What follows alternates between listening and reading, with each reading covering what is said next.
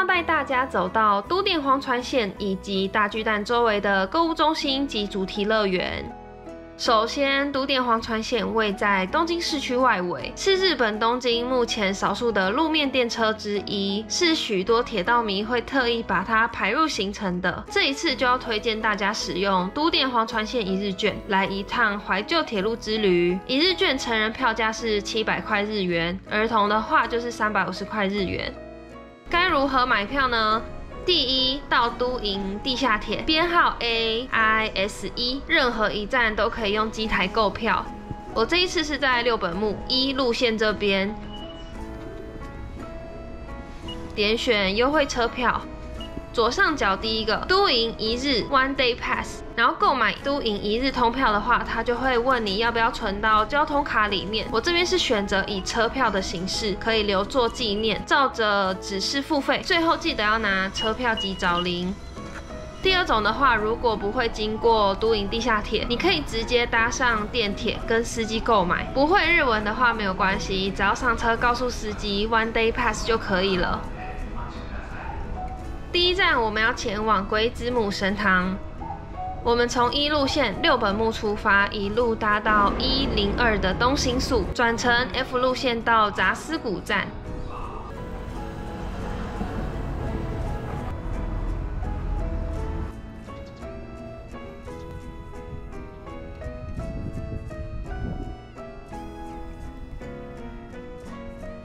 步行大约5分钟，前面就是龟之母神大门，中间这是明和茶屋，里面有咖啡、点心，装潢很舒适温馨。这条是龟之母神表参道，两旁举树并木，走起来很舒适。这边的店面不多，都是住家居多。往前左转就到了。龟之母神主要是守护宝宝的女神，掌管了安胎或育儿。里面还有成排的红色鸟居，顺顺的往里面走到本殿。仔细一看，你会发现鬼字的上面没有一撇，改邪归正的龟之母神左手抱着小孩，右手捧着吉祥果，被大家视为守护神，至今已经有100年的历史了。下一站我们要前往早稻田大学，搭乘铁路电车从龟之母神站到早稻田站。上车只要出示这个票卡给司机看就可以了。这边大约在3月下旬就会开满樱花，是一个非常夯的一个赏花路线。抵达早稻田站，大约步行5分钟。校门口旁边会先看到咖啡厅，里面还有贩售早稻田大学的熊熊纪念品。因为这一次是假日来到早稻田大学，所以路上都不太会有大学生。这所大学是以国际交流为名，是世界顶尖的名校。校区跟住宅区不分区域，是一个很静谧的校园氛围。校园里面有充满欧式建筑及设计装饰。下一站前往潮鸭地藏通商店街，搭乘电铁到根生总站。下车后往右边转，左边有一间小超商，往前这是一间鳗鱼专卖店，右边的福太郎是药妆店，前面就看到商店街的大门了。这是一间糕饼日式传统点心的商店，前面右手边是一间中华料理青绿园，有各式的中华套餐，前面有食堂，餐点是一些猪排和生鱼片。这是一间专卖男士服饰的。荣泰楼是一间果子铺，有贩售糖果、喉糖以及鲜贝礼盒。据说商店街这边是日本婆婆妈妈们的元素，全长有800公尺，街内开设有近200家的店铺，主要贩售的商品及服饰年龄层都稍微高一点点。这一间皮质鞋店，对面的 KNY 有贩售服饰跟各式杂货，隔壁有 Lawson。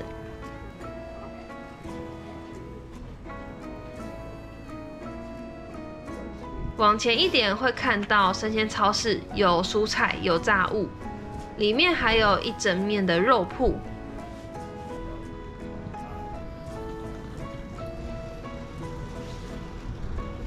右边这是一间大型的杂货店，左边这间也是有一些防寒的帽子啊、手套以及娃娃。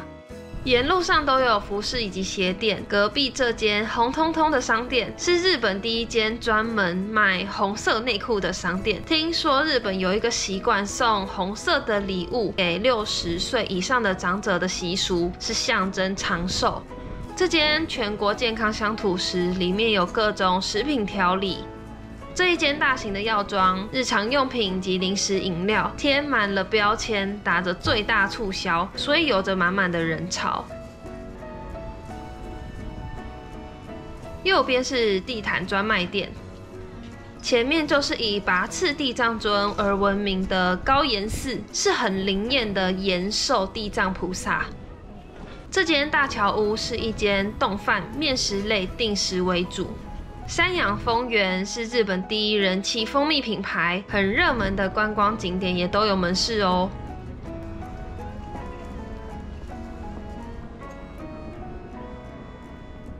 盐大福卖各种口味的麻薯团子，也有草莓大福，也有羊羹，还有内用区可以稍微休息。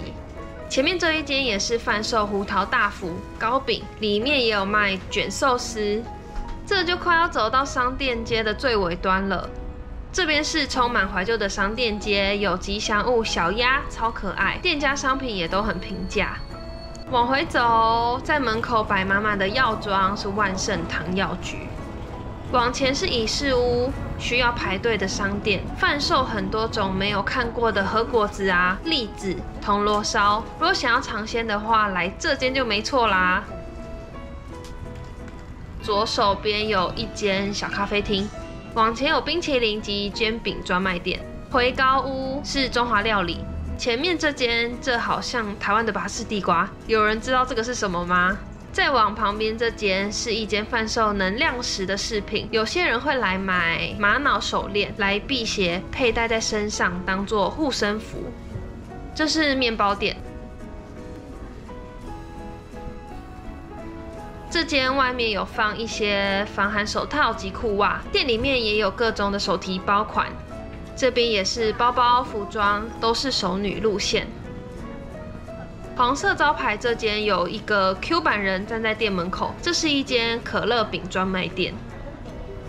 转角这边是糖果专卖店金太郎仪，都是手工自制，有很多颜色啊、口味以及外形。其中最知名的糖果就是以日本童话故事主角金太郎为造型的糖果。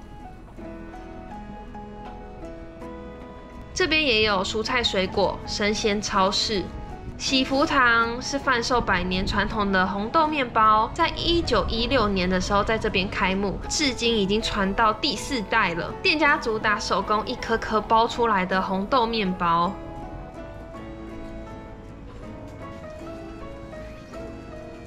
这间食堂是商店街正午时，外面经常大排长龙的当地排队名店。最有名的是炸虾定食和炸猪排定食，价格落在800到1000的日元左右，非常值得排队尝鲜。建议大家，如果你要安排时间来到这边走走，可以在中午11点到下午4点左右前来，停留大约1个半小时左右，给大家参考咯。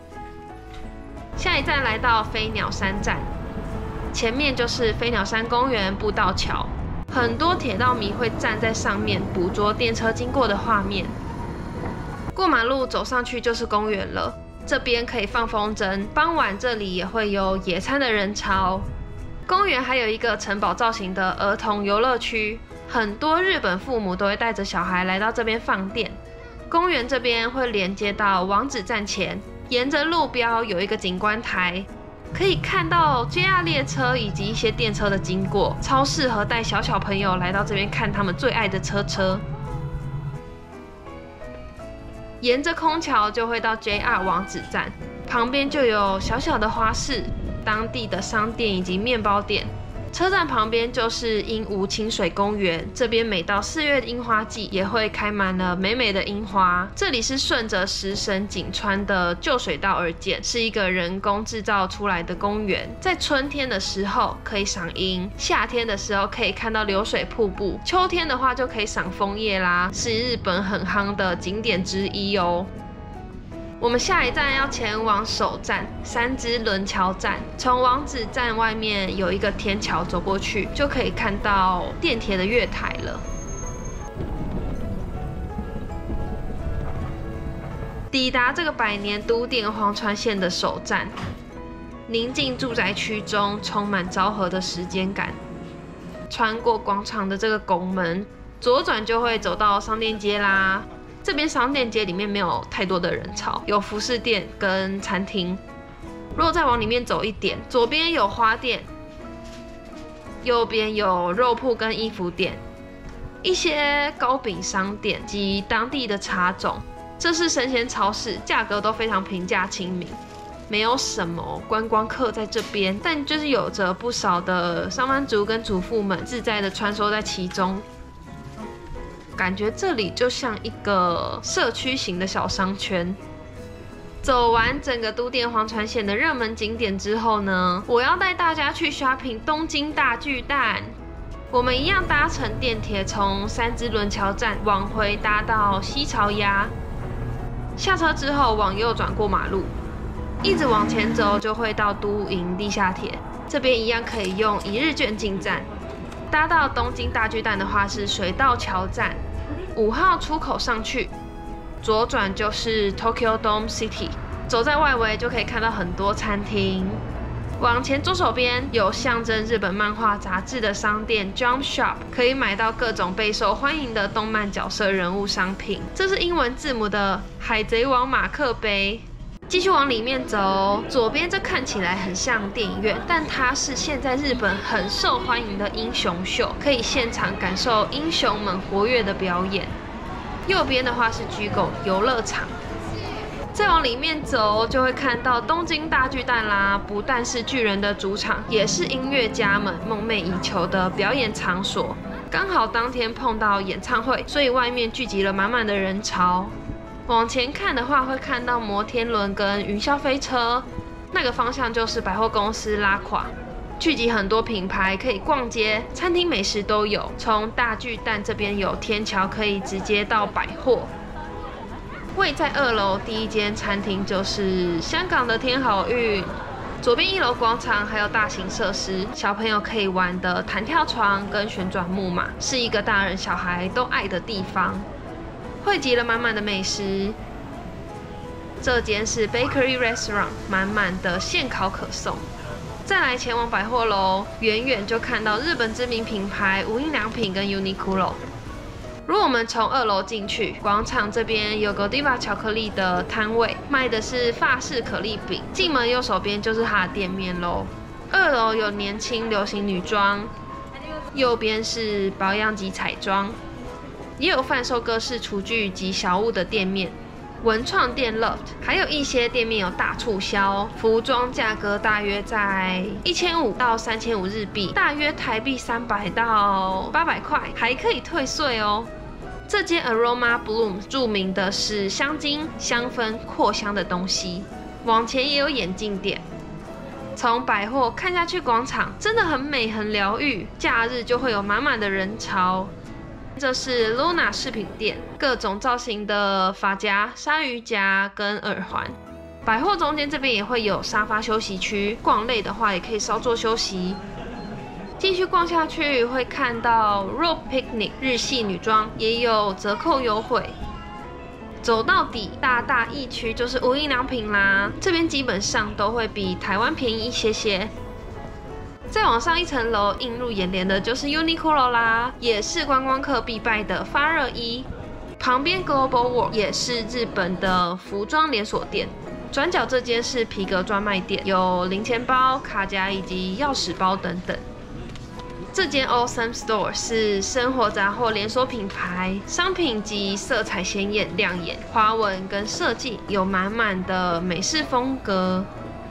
这间服饰以男装为主。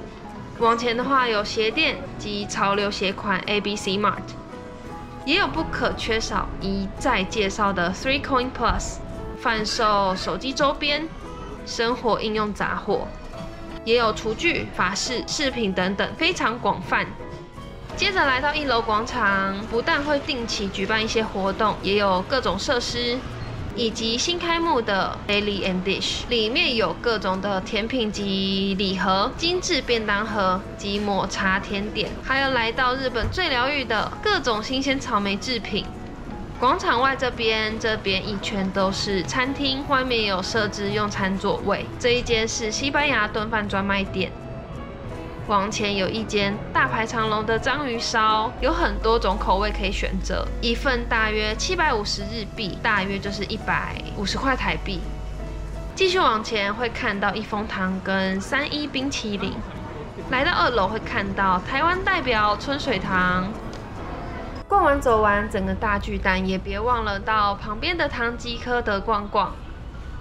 今天的都电荒川线半日游及大巨蛋商圈介绍，满满的行程，看看美丽的风景之外，当然逛街也不可缺少咯。最后记得订阅、按赞、分享、留言、开启小铃铛，我们下次见。